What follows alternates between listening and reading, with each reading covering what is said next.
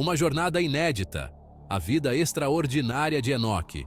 No palco da história bíblica, encontramos personagens cativantes, homens e mulheres de fé que desafiaram as normas e moldaram o curso da humanidade. Entre esses gigantes da fé, surge Enoque, uma figura muitas vezes esquecida, mas com uma história poderosa.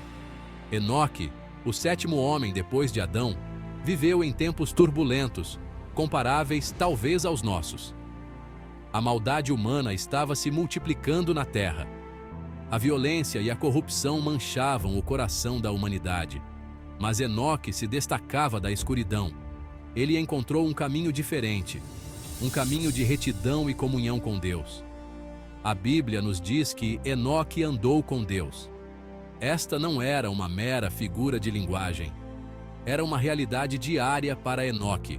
Ele andou em obediência aos mandamentos de Deus, em comunhão constante com seu Criador. Imaginem só.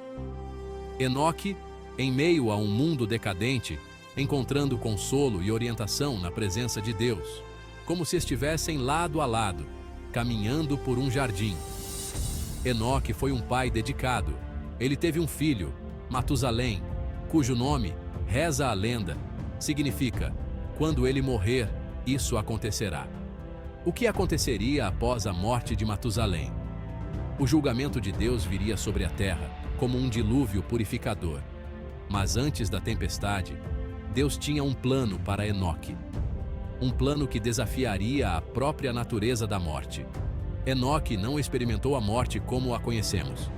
Deus, em sua infinita sabedoria, o levou para casa. A Bíblia declara: Enoque andou com Deus, e não se achou mais, porquanto Deus para si o tomou. Gênesis 5:24. Imaginem a perplexidade das pessoas. Um homem que andava entre eles, que compartilhava suas vidas, desapareceu. A vida de Enoque serve como um lembrete poderoso. Um lembrete de que a vida é passageira, como um sopro, mas a fidelidade a Deus leva à vida eterna. Andando com Deus.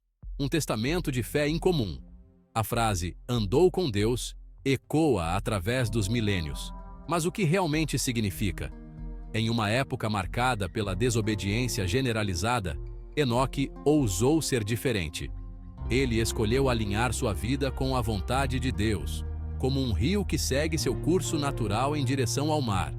Isso significava buscar a justiça em todas as áreas de sua vida, assim como buscamos o pão de cada dia. Andar com Deus significava ouvir sua voz. Em um mundo cheio de distrações, mais barulhento que uma feira livre, Enoque aprendeu a silenciar o ruído e sintonizar a voz suave e mansa de Deus, como quem ouve o canto de um sabiá no início da manhã. Significava buscar a orientação divina em cada decisão, grande ou pequena, como quem consulta um mapa antes de seguir viagem.